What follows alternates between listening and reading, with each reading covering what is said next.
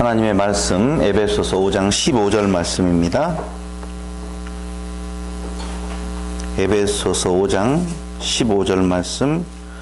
그런즉 너희가 어떻게 행할 것을 자세히 주의하여 지혜 없는 자 같이 말고 오직 지혜 있는 자 같이 하여 세월을 아끼라. 때가 악하니라. 아멘. 지난 시간까지 신된 성도들의 삶의 지향성에 대한 이야기를 계속 전해주고 있습니다. 책망하라. 거기 15장 11절에 보면 너희는 열매 없는 어두움의 일에 참여하지 말고 도리어 책망하라 라고 하는 말씀이 나오잖아요.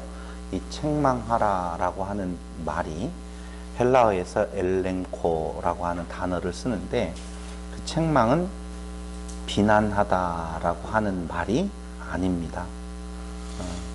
여기에서 성경에서 나오는 책망은 증거를 방편으로 납득시키다 뭐 이런 뜻이 있어요. 그러니까 밖의 대상을 향하여서든지 나 스스로에게든지 그걸 비난의 화살을 쏘아라가 아니라 증거를 방편으로 무엇시키다? 납득시키다 라고 하는 의미죠. 그러니까 우리는 빛이 비추어진 빛의 자녀들이에요. 빛의 자녀들이 빛에 거하지 아니하고 어두움에 그대로 남아 있다라고 보면 당연히 책망도 해야 되고 또 떠나야 될 필요성이 있다는 것이죠. 빛의 자녀들이니 어두움의 일에서 떠나라 하는 것은 너무너무 당연하다라고 하는 겁니다. 그런데 오늘 15절에 보니까 그런즉, 그러니까 14절, 그러므로 이르기를 잠자는 자여 깨어서 죽은 자들 가운데서 일어나라. 이게 이미 하나님의 택함 받은 백성들은 죽은 자들 가운데에서 잠자고 있었다는 것이죠. 그들을 깨워서 이제는 어떻게? 일어나. 죽은 자들하고는 다른 존재들이에요. 일어나서 당연히 그리스도의 빛 가운데로 나아가는 삶, 너무너무 당연한 것이죠. 그래서 어두움의 일에서 떠나. 그런즉 너희는 이제 빛이 되어서 빛 가운데 행한 자들인즉 너희가 어떻게 행할 것을 자세히 주의하여 지혜 없는 자 같이 말고 오직 지혜 있는 자 같이 하라, 그 말이죠. 그런데 여기에서 15절에 말하는 어떻게 행할 것을 이라고 할 때 그 행하다, 행함, 이건 페리파테오라고 하는 헬라어를 쓰는데 저를 보셔야 돼요. 이것은 그 행함이 어떤 종류의 몇 가지를 말하는 것이 아니라 성도들의 행실, 성도들의 품행 전체를 말하는 거예요. 그러니까 삶이 전 인격적으로 바뀐다, 이렇게 보셔야 돼요. 다시 한번요. 조금 앞서가서 말씀을 드리면, 성령의 열매는 사랑과 희락과 자비와 양선과 온유와 충성과 절제, 이렇게 나오잖아요. 그죠? 성령의 열매. 근데 오늘 5장에 보니까 술 취하지 말고 성령의 충만함을 받으라 라고 18절에 나오잖아요. 그럼 성령의 충만한 생활 가운데 있었을 때 그 성령의 충만이 밖으로 드러나게 되어지는 모습은 성령의 열매 9가지, 사랑과 희락과 자비와 양선과 온유와 충성과 절제다, 이렇게 나오잖아요.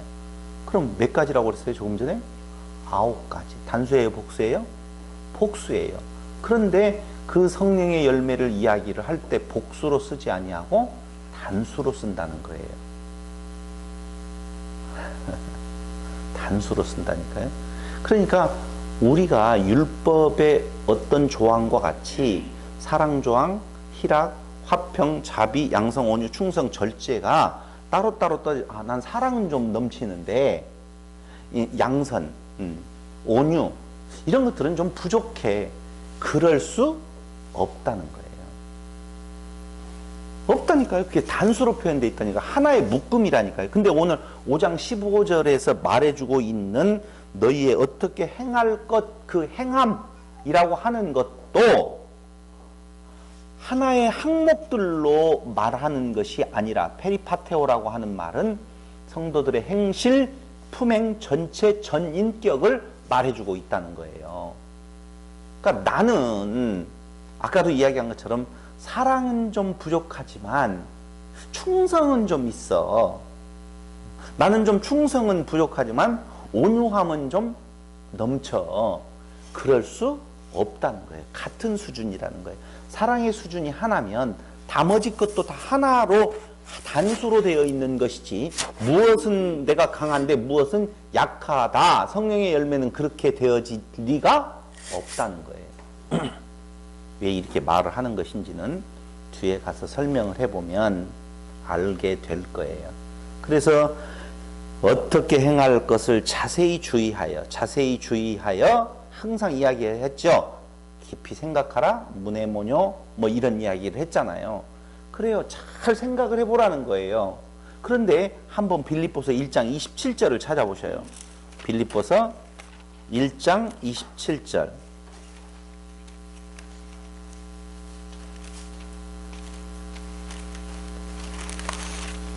바로 뒤에 있죠. 1장 27절 다 같이 시작. 오직 너희는 그리스도 복음에 합당하게 생활하라. 이는 내가 너희를 가보나 떠나 있으나 너희가 일심으로 서서 한 뜻으로 복음의 신앙을 위하여 협력하는 것과 라고 할 때 역시 마찬가지로 그리스도 복음에 합당하게 페리파테오 하라. 그 말이거든요. 합당하게 생활. 똑같은 이야기라니까요.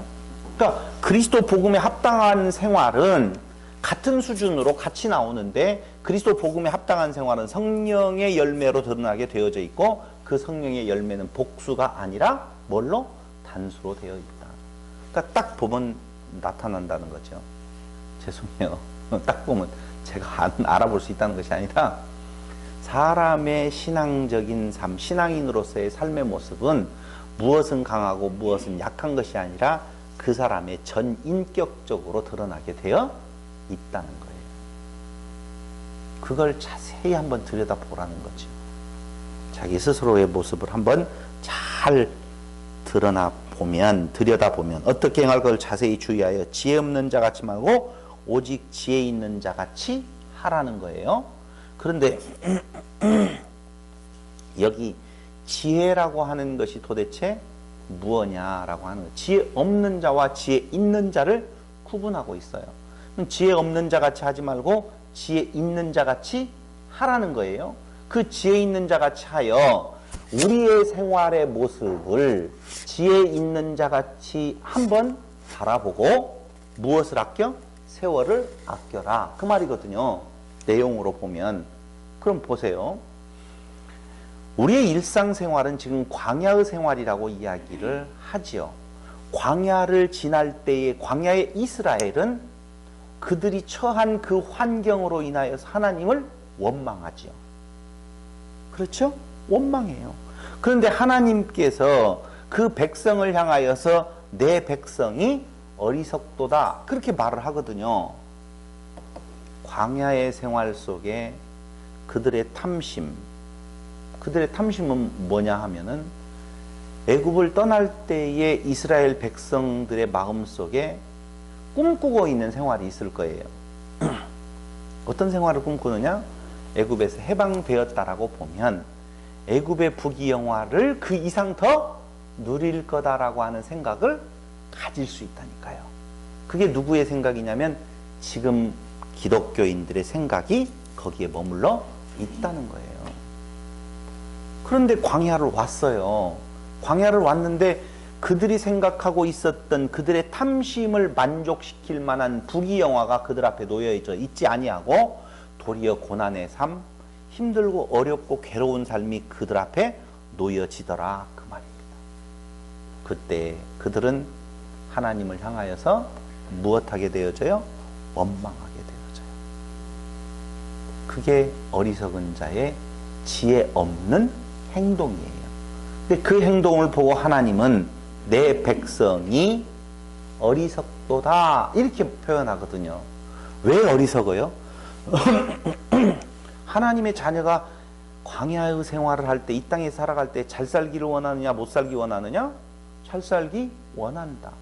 그럼 하나님께서 하나님의 백성으로 잘 살기 원할 때에 그 잘 산다는 개념이 애굽에서의 그 부귀영화, 그 탐심의 만족이 아니라 그 땅에서 옮겨서 가나안 땅으로 보내는 것은 하나님의 계획 속의 가나안 땅과 애굽 땅의 차이는 그들의 먹고 마시는 것에 있는 것이 아니라 무엇에 있다고요?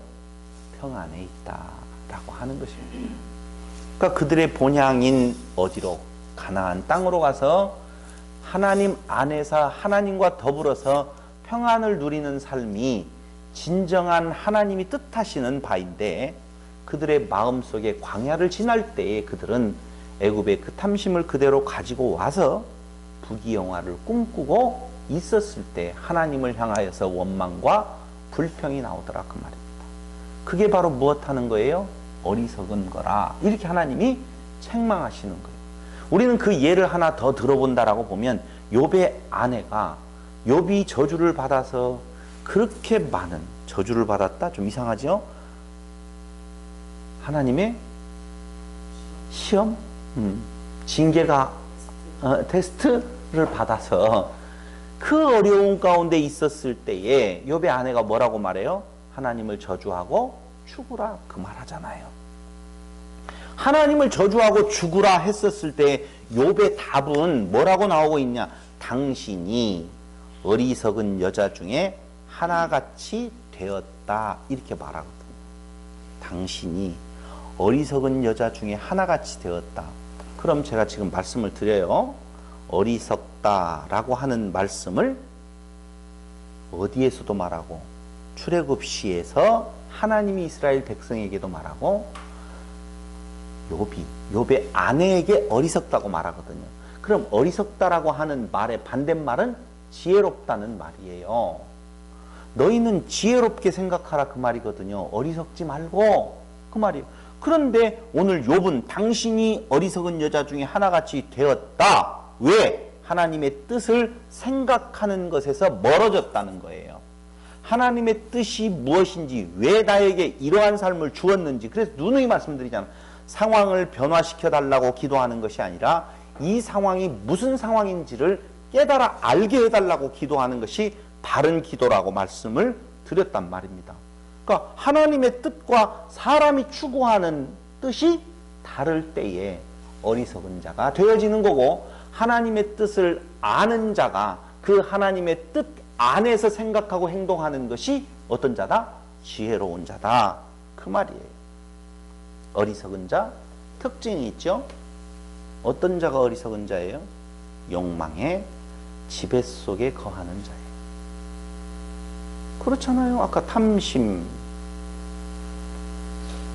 이정상군 그래요 안 그래요? 그렇죠? 맞아요.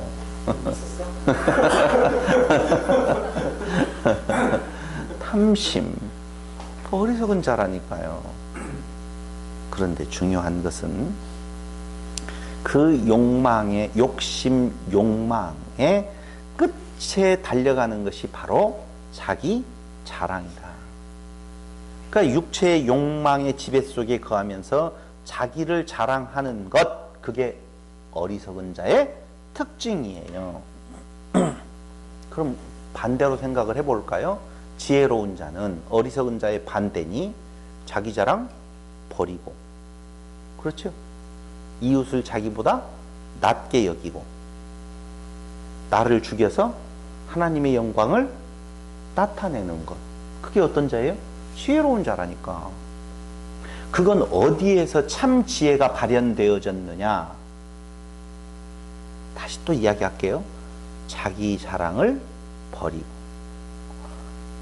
이웃을 자기보다 낮게 여기고 나를 죽여서 하나님의 영광을 나타내고 드러내는 것. 무엇이 딱 떠올라요? 예수님. 다른 말로 하면은 십자가. 드러나잖아요. 그러니까 예수 당신이 하나님의 자리를 버리고 자랑할 수 있는 분인데도 그걸 버리고 이웃을 자기 몸과 같이 사랑하여서 오직 자기를 죽여 하나님의 영광을 나타내고 드러내는 것, 십자가 선상에서 그게 다 이루어졌다라고 하는 말씀을 누누이 드렸잖아요. 그게 무슨 삶인 건가? 오늘 어떻게 행할 것 자세히 주의하여 볼 때에 지혜 있는 자의 삶의 모습이에요. 그런데 어리석은 자, 지혜 없는 자, 이 말은 아까도 이야기했지만 무엇? 자기 자랑, 세상적 욕망에 사로잡힘이라 그 말이죠. 근데 그 말이 그대로 그 뒤에 이어지고 있다는 거예요. 정말 정확하게 이어지고 있다는 거예요. 그 뒤에 뭐라고 말을 하냐면 세월을 아껴라 그 말이죠.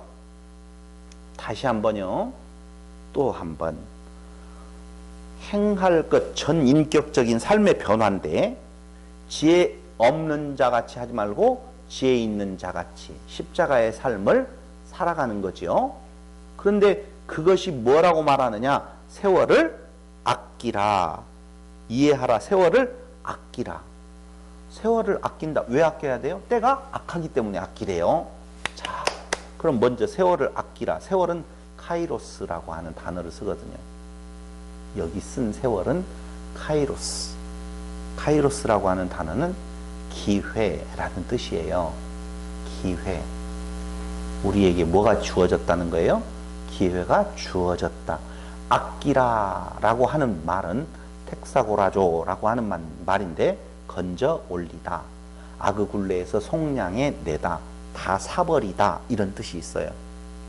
그러니까 이 말은 기회를 다 사버려라 그 말이에요. 이유는요. 때가 악하니까. 아이 참나. 때가 악하니까 기회가 왔었을 때 어떻게 해요? 사버려라. 그럼 때가 악하다 그 말은 뒤에 가서 설명해 드릴게요. 일단 기회가 왔어. 그걸 다 어떻게 해요? 건져 올려. 다 사버려. 아그굴레에서 속량해 내는 거라니까요. 그게 악하다. 아그굴레에서 속량해 내. 그 기회를 주신 기회를 다 사버려라. 기회를 잘 활용해라.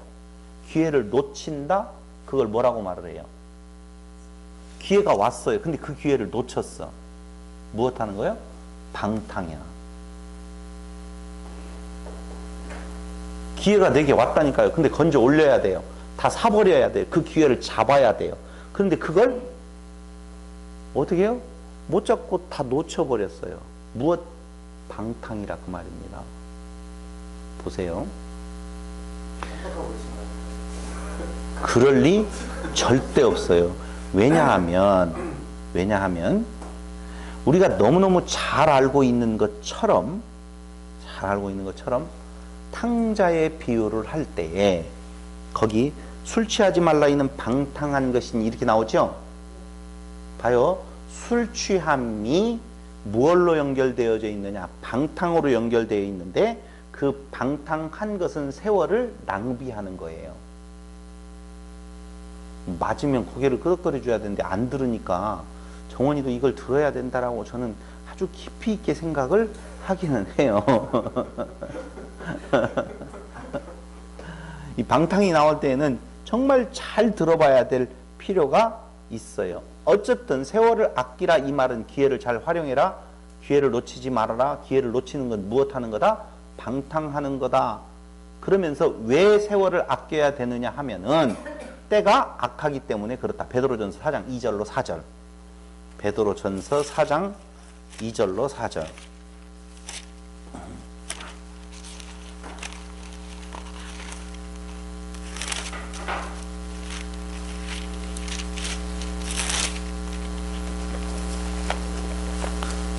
찾으셨나요? 저 뒤쪽으로 가면 히브리 야고보 베드로 전후 베드로전서 4장 2절로 4절 우리 한번 읽어보겠습니다. 시작. 그 후로는 다시 사람의 정욕을 쫓지 않고 오직 하나님의 뜻을 쫓아 육체에 남은 때를 살게 하려 함이라. 너희가 음란과 정욕과 술취함과 방탕과 연락과 무법한 우상숭배를 하여 이방인의 뜻을 쫓아 행한 것이 지나간 때가 족하도다. 이렇게 지금 이야기를 하고 있어요. 거기 4절. 이러므로 너희가 저희와 함께 그런 극한 방탕에 다름질하지 아니하는 것을 저희가 이상히 여겨 비방한다 그 말이에요. 그러니까 앞에 방탕이라고 하는 것이 음란, 정욕, 술 취함 또 방탕이 또 나오지만은 연락과 무법한 우상숭배, 이방인의 뜻을 쫓아 행한 것 이런 것들이 총체적으로 말하면 한마디로 말하면 뭐예요? 방탕이에요. 기회를 놓쳐버린 거라 그 말입니다. 맞죠? 그럼 도대체 이게 뭔가? 로마서 13장 11절로 14절. 로마서 13장 11절로 14절. 또한 너희가 이 시기를 알거니와 자다가 깰 때가 벌써 되었으니 이는 이제 우리의 구원이 처음 믿을 때보다 가까웠음이니라. 밤이 깊고 낮이 가까웠으니 그러므로 우리가 어두움의 일을 벗고 빛의 갑옷을 입자. 나대와 같이 단정히 행하고 방탕과 술 취하지 말며. 항상 술 취함과 방탕은 따라다녀요. 그렇죠? 방탕과 술 취하지 말며 음란과 호색하지 말며 쟁투와 시기하지 말고 오직 주 예수 그리스도로 옷 입고 정욕을 위하여 육신의 일을 도모하지 말라. 도대체 이게 무슨 말인 건가? 이게 도대체 무슨 말일까? 술 취하지 말라. 근데 5장 17절을 한번 봐봐요. 그러므로 어리석은 자가 되지 말고 오직 주의 뜻이 무엇인가 어떻게 이해하라 그 말이에요. 주의 뜻이 무엇인가 이해하라. 주의 뜻은 뭐예요?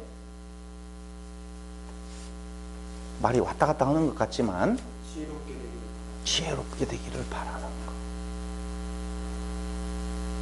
그럼 우리가 데살로니가 전서 4장 3절에서 도대체 주의 뜻은 무엇인가를 한번 잡아내 보자고요. 데살로니가 전서 4장 3절.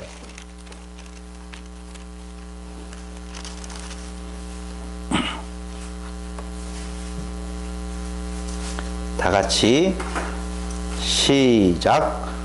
하나님의 뜻은 이것이니 너희의 거룩함이라. 하나님의 뜻이 뭐예요? 주의 뜻이 무엇인가 이해하라고 그랬잖아요. 근데 그 주의 뜻은 데살로니가 전서 4장 3절에 보니 너희의 무엇이라? 거룩함이라 그 말이에요. 근데 거룩하지 못한 것은 뭐라고 말을 하냐? 너희가 거룩함 곧 음란을 버리고 이렇게 나오거든요. 거룩함은 도대체 뭐예요? 거룩함. 그렇죠. 그 말을 하라고 그랬어요. 그 말. 무엇하다? 구별된. 상관이. 그러니까 지금 바울은 뭐라고 성도들에게 말을 해주고 있느냐? 때가 악하기 때문에 세월을 너희가 아껴라 그 말입니다. 기회가 너희에게 왔으니 그 기회를 다 사버려라. 그런데 그때에 어리석은 자가 되지 말고 오직 주의 뜻이 무엇인가 이해하라. 주의 뜻은 너희의 무엇이다? 구별된 거다 그 말이에요. 그러니까 너희가 지금 그 기회를 사버리는데 그 기회를 산다는 말의 뜻은 무엇이냐면은 너희가 세상과 어두움과 무엇되어져 있다? 구별되어져 있다는 거예요. 그런데 그 구별된 삶이 도대체 무엇이냐 구체적으로 나오는 것이 그 뒤에 나오고 있어요. 이게 궁금하죠? 이게 궁금할 거예요. 그러면서 첫 번째 18절에 나오는 것이 술 취하지 말라. 이는 방탕한 것이니 오직 성령의 충만을 받아라. 한번 물어보겠습니다. 술 취하지 말라. 무슨 뜻이에요? 오늘 앞에 그러면 네.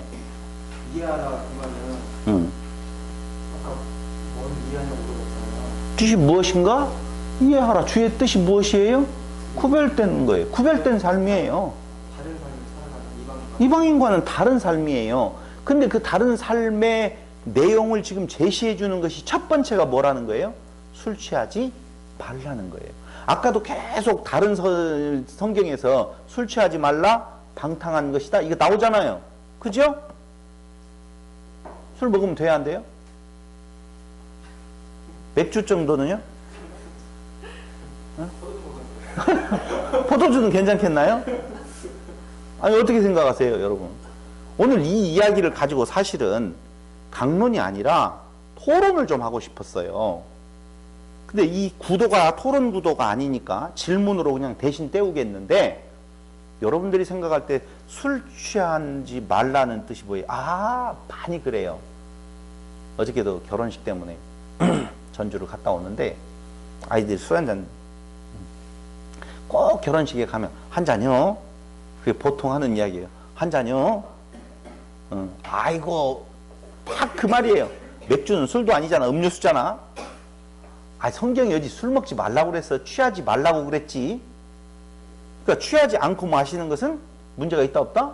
없다. 그 말 아니에요. 맞죠? 그래서 인터넷에 한번 여러분들이 뒤져보면은요, 술 먹는 자 구원함에서 떨어진다 이렇게 말하는, 거기까지 말하는 목사님들도 계셔요. 술 취함에 대한 내용을 가지고. 뭘 그러냐, 괜찮다. 술은 취하지 않으면 된다. 무엇과 무엇을 위하여서 마시라고 했다? 비위가 상하는 자가 포도주 한 잔씩 마시라고 했다. 그럼 뭐 포도주 한 잔씩은 좋은 거예요, 나쁜 거예요? 건강에도 좋다는데, 특히 적포도주는 뭐가 많아가지고 좋다는데, 이렇게 이야기를 한다 이거예요. 그럼 여기에서 봐라, 술 취하지 말라고 그랬지, 술 먹지 말라고 했지 않지 않느냐. 예수님도 다 술을 따라줬지 않느냐, 포도주를. 이게 머리 아파요. 그런 건가요? 응. 술 취하게 되면가지고 하나님을 찬송하지 않으겠다가 응. 술 취하게 되면 응. 자기도 모르게 응. 되게 자기 자랑하게 되고 응. 되게 높아지는 그런 응. 생기고 응. 그러면서 하나님을 잊어버리게 되고 응. 그런 상태에 대한 문제점을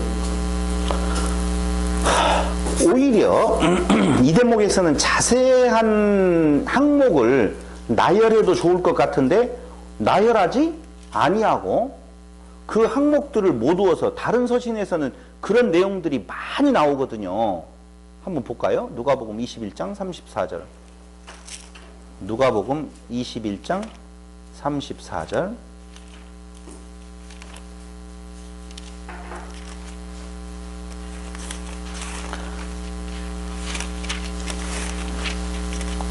시작. 너희는 스스로 조심하라. 그렇지 않으면 방탕함과 술 취함과 생활의 염려로 마음이 둔하여지고 뜻밖의 그날이 덫과 같이 너희에게 임하리라.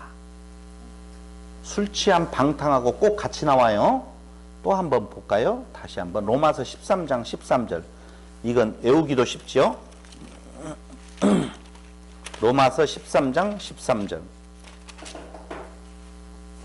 시작. 낮에와 같이 단정히 행하고 방탕과 술 취하지 말며 음란과 호색하지 말며 쟁투와 시기하지 말고. 나오죠?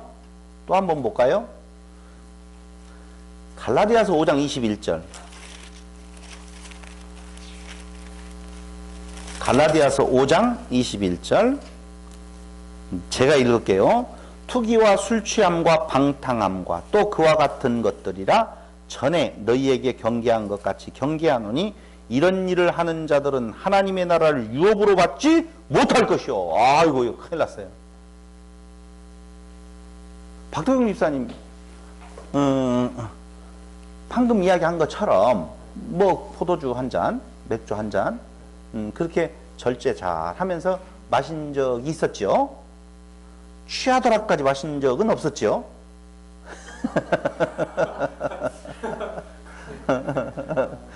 주여, 예, 그 답은 거기까지 하고,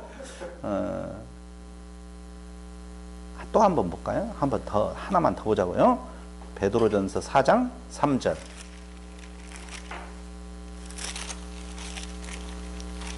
베드로전서 4장 3절.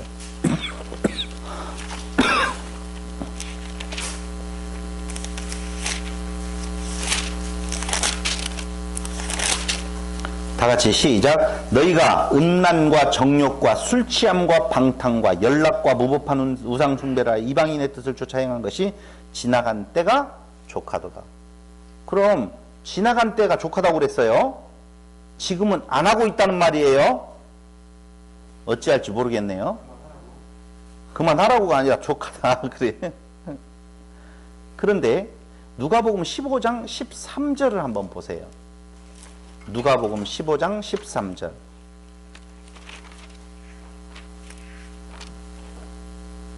우리 다 같이 이건 한번 해볼게요. 시작. 그 후 며칠이 못되어 둘째 아들이 재물을 다 모아가지고 먼 나라에 가 거기서 허랑방탕하여 그 재산을 허비하더니. 아들 알죠? 탕자. 지금 탕자 비유거든요. 그러니까 그 아들 이야기를 하면서 여기에다가 무슨 글자를 쓰냐 하면은 허랑방탕이라는 말을 써요. 방탕하다. 도대체 이게 무엇이냐라고 하는 겁니다.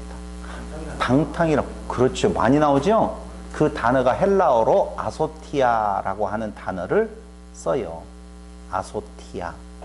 아소티아라고 하는 헬라어는 그 뜻이 허비하는 삶, 허비하다 이런 뜻이거든요. 세월을 아끼라, 허비하지 말라 그 말이에요. 그러므로 술 취함 이런 것들 다 무엇라는 거예요? 방탕이라 지금 그 말이에요. 다시 정리할게요, 여러분.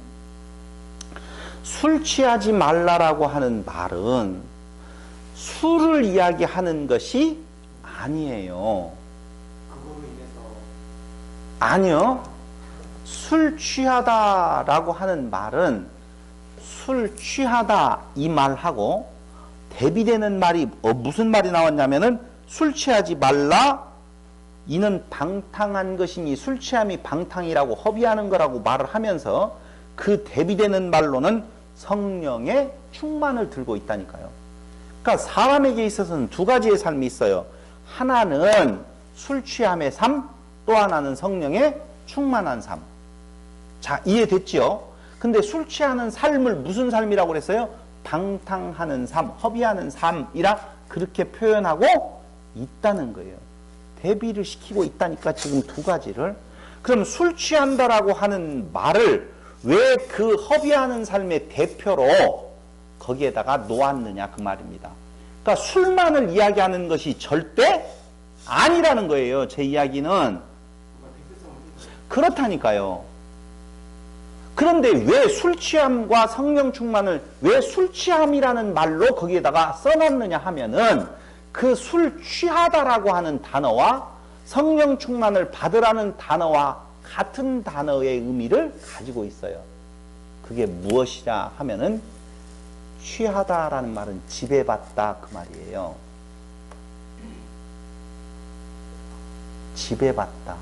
그러니까 너희가 무엇인가 성령에 지배받는 삶이냐 다른 것에 지배받는 삶이냐라고 할 때 그 다른 것의 대표를 취하다라고 하는 단어가 들어가는 술 취함이라는 단어로 쓰고 있다 그 말이에요. 술은 단순히 영어로 술을 뭐라고 그러지? 갑자기 안 떠올라서. 정원아, 술을 뭐라고 그러냐? 영어로? 알코올, 그렇지, 알코올. 너무 쉬운 말이었어요. 근데 이 알코올이라고 하는 말이요, 술이라고 하는 말이 무슨 역할을 하느냐 하면은 술은 그 무엇을 말하는 거 아니에요? 술 종류, 다시 이야기해서 포도주냐, 맥주냐, 소주냐, 양주냐를 말하는 것이 아니라 이때의 술을 말할 때 알코올을 의미하는데 그 알코올에 하는 일이 있어요. 그게 뭐예요? 중추신경을 마비시킨다 그 말이에요. 이것을 한마디로 말하면 억제제라고 말을 해요.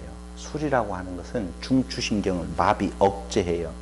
그런데 성령은 같은 개념인데 중추신경을 깨어나게 해요.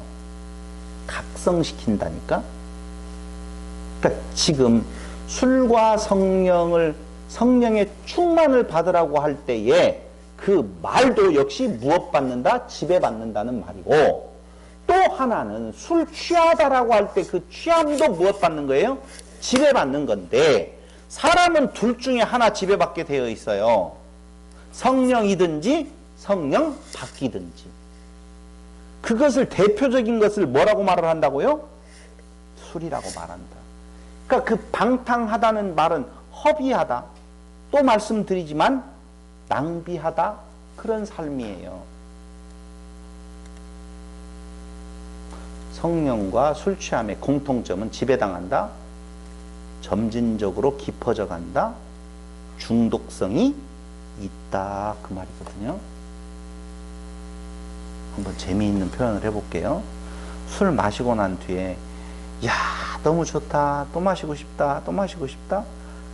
아니면 술을 마시고 난 뒤에 다시는 내가 술은 안 먹어야지. 머리 아파 죽겠네. 1번, 2번?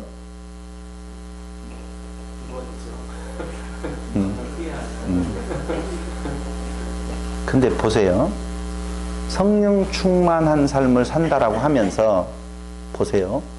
교회에서 성령 충만한 자의 행동을 해요. 봉사도 하고 찬양대회도 하고 여러 가지 해요. 그런데 그 일을 하고 난 뒤에 허탈해요.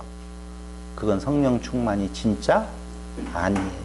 어디에서 나오는 자기 자랑에서 나오는 거예요. 그게 뭐예요? 술 취함이에요. 이해 정확하게 하셔야 돼요. 성령을 받으라가 아니라 지금은 성령 충만을 받아라 그 말이거든요. 성령의 충만이라고 하는 것은요, 술 취함하고의 공통점이 있지만 차이점은 허탈함에 빠지는 것이 술 취함이에요. 세상 것에 취해서 살아가다 보면 그거 하고 난 뒤에 무엇이 온다고요? 허탈함이 밀려와요.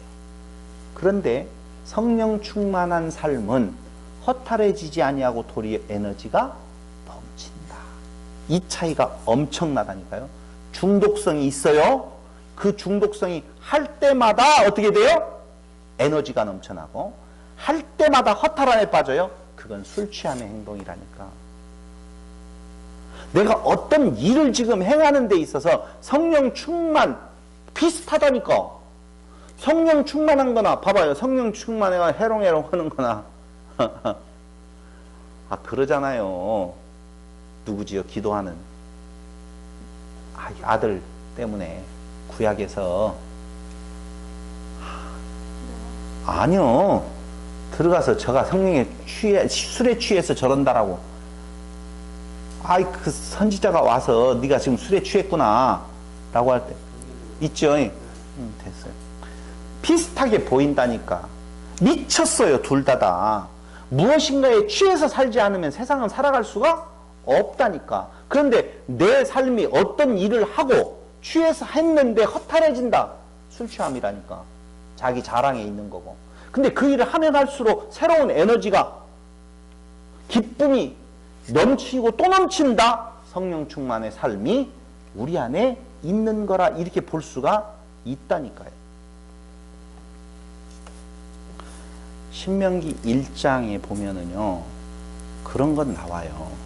뭐라고 나오냐면요, 신명기 1장 2절로 3절에 보면, 찾아봐야죠. 거짓말 한다라고 하니까. 1장 1절로 2절로 3절에 보면, 이는 모세가 요단 저편 숲 맞은편의 아라바 광야 곧 바란과 도벨과 라반과 하세롯과 디사합 사이에서 이스라엘 무리에게 선포한 말씀이니라. 자, 신명기는 어디에서 요단 동편 땅에 와서 지금 모세가 한 말이에요. 백성들에게. 아시겠어요? 광야를 다 건넜어요. 이제 지났어요. 이제 요단 동편 땅에 와서 가나안 땅으로 향하기 전에 지금 이스라엘 백성들에게 한 말인데, 첫 번째 내용이 호렙산에서 세일산을 지나 가데스 바네아에까지 10하룻길이었더라. 지금 호렙산 시내산에서부터 시작을 해가지고 가데스 바네아에까지 가는 데는 며칠이면 갈 수 있는 길이라는 거예요. 11일이면 갈 수 있는 길이라는 거예요. 저를 보면서 느끼셔야 돼요. 성경은 내가 거짓말 안 하니까. 성경을 읽고 말하지 내가 성경 없는 말을 하진 않으니까. 네. 그러니까 그걸 잡아내려고 세월을 허비하지 말고 무슨 말을 하는지 잘 좀 들어보시라고요. 10하루면 갈 길이에요. 11일이면 갈 길인데 바로 3절에서 뭐라고 말해요? 제40년 11월 그달 초 1일에 모세가 이스라엘 여호와께서 그들을 위하여 자기에게 주신 명령을 다 고하였으니 지금 갑자기 몇 년이 흘러가 버렸어요? 40년 흘러갔어요. 그러니까 모세는 지금 10하루면 갈 길을 40년 동안 무엇했다는 거예요? 허비했다. 아소티아했다. 그 말이에요. 하나님의 뜻대로 어떻게 그 길을 그대로 따라갔으면 11일이면 갈 길을 몇 년 동안? 40년 동안 무엇했다? 허비했다. 지금 그 말을 하고 있다니까. 그걸 신명기 1장 2절에서 3절 사이에 딱 대비를 하고 있는 거예요. 야, 우리가 11일이면 갈 길을 40년 동안 지금 허비했지 않느냐. 하나님의 뜻은 이거다! 라고 말씀을 그 백성들에게 해주고 있다니까. 그런데 우리 지금 백성들이 허비한 거죠. 또 우리는 자꾸 무슨 생각이 있냐면 하나님이 다 하게 하신다. 하나님께서 그걸 다 돌리는 의미가 있지. 이쪽으로 간다니까. 나 머리 아파 죽겠어요. 하나님이 허비하시는 뜻은 있지만 그건 하나님의 뜻이지 내가 그걸 근거로 해서 나의 허비된 삶을 정당하게 내비치라는 것은 아니에요. 이해됐죠? 참나. 그러니까 아니, 똑같은 일을 지금 무엇하고 있느냐? 그의 아버지 집에서 아까 이야기한 것처럼 누가복음에서인가 이야기한 것처럼 그 둘째 아들이 무엇해요? 허비하잖아요. 인생을 허랑방탕했다 그 말이에요. 재산 달라고. 그럼 그 재산은 언제 주는 거예요? 아버지가 죽었었을 때잖아요. 아버지가 죽었었을 때 유산이 남겨지는 거잖아. 그러니까 아버지 빨리 죽으시오 그 말이에요. 재산 달라 하는 말은 아버지 빨리 죽으시오 그 말이에요. 그러한 불효를 저지른 자는 유대 법에는요 돌에 맞아 죽어요.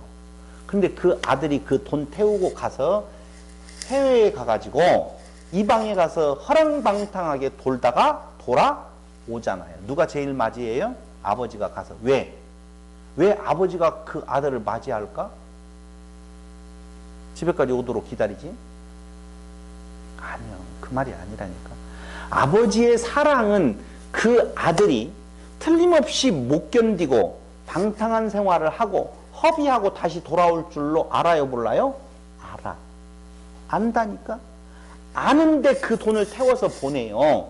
그리고 허랑방탕하여 다 탕진하고 내 고향은 어디밖에 없다?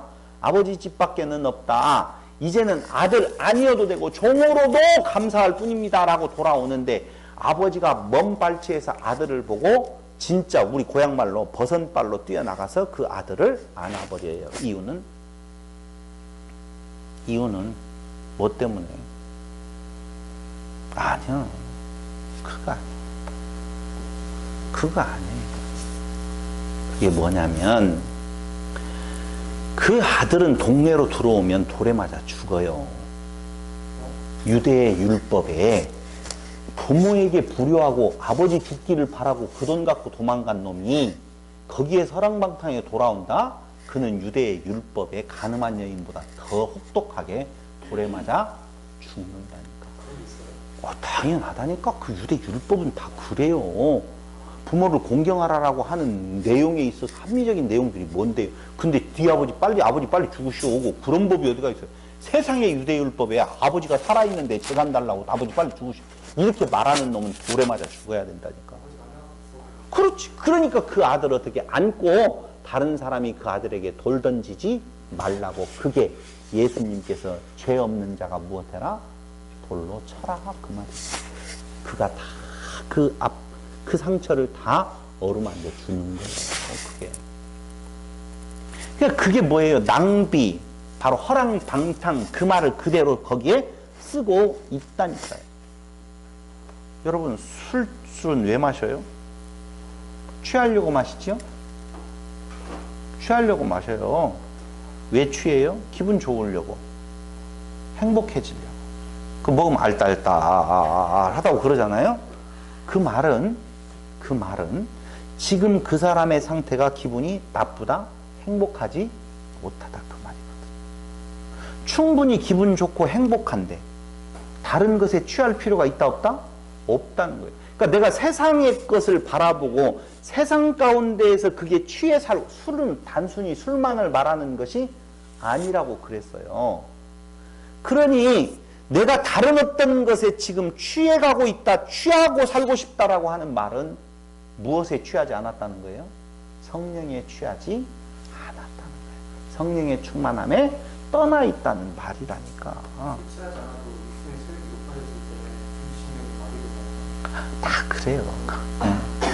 그러니까 한마디로 말하면 여기에서는 술이라고 하는 중추신경을 마비시키는 것을 대표로, 그게 딱 그 소재니까 그걸 끌어와서 세상 성령의 충만함에 반대되는 곳에 서 있는 모든 것들을 다 통칭하는 것이 술 취함이라 이렇게 말하고 있다니까요. 여러분, 젊은이들이요, 술 엄청나게 먹습니다. 담배? 당연하죠. 그것뿐이겠어요? 돈에 취해 살잖아요. 오직 돈밖에 없다고 그러잖아요.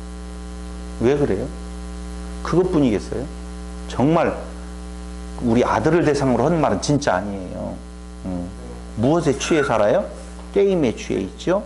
뭔가에 취해 있을 수밖에 없다니까요. 이유는요, 성령 충만의 상태가 아니 되면 뭔가에 취해 살게 되어 있다니까. 틀림없어요. 성령 충만은 뭐라고 그래요? 사랑과 희락과 자비와 양성과 온유와 충성과 절제니라. 그런데 이게 단수로 쓰였다, 복수로 쓰였다? 단수로 쓰였다는 거예요. 그게 무엇은 되고 무엇은 안 되고가 아니에요. 성령 충만함에 살아간다라고 하는 말은 그게 그 수준만큼, 충만한 수준만큼 똑같이 나오게 되어 있지, 무엇은 되고 무엇은 안 된다, 다 자기 자랑이에요. 그것조차도 진짜 성령이 무엇인 줄을 모르기 때문에 그런 거라니까. 그러므로 십자가의 삶이라 그 말이잖아요. 아까 이야기했잖아요. 하나님의 뜻이 뭐예요? 주의 뜻이 뭐예요? 우리의 무엇? 구별됨, 거룩함. 그러니까 세상 사람과하고 반대되는 그 대척점에 서 있다니까요. 하나는 그런데 모습은 비슷하게 보인다니까? 무엇에 취해도. 그런데 그 취함이 어떻게 드러난다고요? 하면 할수록 허탈해요. 지금 제가 아까 이야기한 성경에서 나열하고 있는 여러 가지 부분들에 대한 내용들이 다 나와요. 사람이 그걸 추구하고 살아가는 부분들에 대한 욕망의 어떤 내용들을 보면은요, 하면 할수록 무엇해요? 허탈해요. 그런데 성령의 충만함 속에서 이웃된 십자가의 삶을 살아가는, 왜 그 삶을 살아가요? 그 지체니까. 신됨의 기쁨이라고 했잖아요. 그러니까 신됨의 기쁨은 누구로부터의 추앙, 찬양을 받는 것이 아니라 신됨의 기쁨 속에 살아가는 삶의 모습은 자기를 어떻게 하고? 죽이고 이웃을 더, 그리고 하나님의 영광을 드러내어 사는 삶. 그게 바로 뭐예요? 19절 다 같이 시작. 시와 찬미와 신령한 노래들로 서로 화답하며 너희의 마음으로 주께 노래하며 찬송하며 범사의 우리 주 예수 그리스도의 이름으로 항상 아버지 하나님께 감사하고 그리스도를 경외함으로 피차 복종하라. 딱 나오잖아요. 그대로라니까. 그게 무슨 삶이라고요? 십자가의 삶, 십자가 안에 그리스도 된 삶, 그 말이에요. 그런데 신됨의 기쁨이라고 하니까 우리가 무슨 찬양의 대상, 말도 되지도 않아요. 예수님께서 무엇 하셨다고 그랬죠? 지난 시간에 옆에가 아니라 아래에서. 그게 불순종이라고 하는 파라쿠오가 아니라 순종이라고 하는 휘파쿠오라고 하는 말을 드렸어요. 순종의 삶이에요. 우리는 조항으로 항목으로 그걸 했느냐 안 했느냐, 간음을 했느냐 안 했느냐, 술 취함에 들어갔느냐 안 들어갔느냐, 욕심 속에 있느냐 없느냐, 그런 정도를 말하는 것이 아니라. 성도이십니까? 성도라면 이미 그리스도 안에서 신됨의 기쁨 안에 있는 자들입니다. 그들에게 필요한 것은 술 취함이 아니라 술의 지배를 받는 것이 아니라 성령의 지배를 받는 삶이어야 된다는 것입니다. 무엇으로부터 그게 가능해요? 그리스도의 사랑을 알고 하나님의 사랑을 알 때에 우리가 그 안에서 그의 지배를 받는 삶의 모습이 우리의 생활 속에서 나타나게 되어 있습니다. 다음 시간에 그 뒤에 아내와 남편, 자녀와 부모, 종과 주인 이런 것들로 이게 단순히 아까도 술이라고 하는 대표적인 것이 있는 것처럼 사람 사이의 관계를 통하여서 성도 안에서의 관계를 지금 이야기하면서 그러한 삶의 모습이 우리의 성도들의 무엇 좀 지향하는 바다, 이걸 말씀을 드릴 겁니다. 여러분들과 저의 삶이 성령 충만함으로 변화되어지고 더욱더 성령의 지배를 받아 살아가는 그 일을 하면 할수록, 그 삶을 살면 살수록 오히려 우리 안에 에너지가 넘치고 기쁨이 넘치고 평안이 넘치는 아름다운 삶으로 이어지기를 바라면서 오늘 말씀 마칩니다. 기도드리겠습니다. 고마우신 아버지 하나님, 10하루길이면 갈 길을 40년 도는 어리석음을 그 백성들은 저질렀습니다. 때가 악하여 우는 사자와 같이 우리를 덮치려 할 때에 성령의 충만함에 거하게 하시고 오직 성령의 지배를 받아서 사랑과 희락과 자비와 양성과 온유와 충성의 삶이 그리스도 안에서 성도들 간에 나누어지기를 원합니다. 아버지 하나님, 우리의 육체로 인하여서 썩어져 버릴 것을 향하여서 가는 우리들에게 하나님께서 크신 사랑을 덧입혀 주었습니다.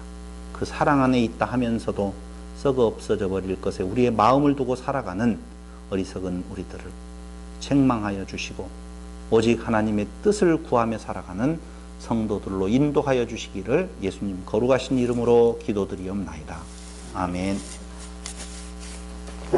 우리 다 같이 찬송가 276장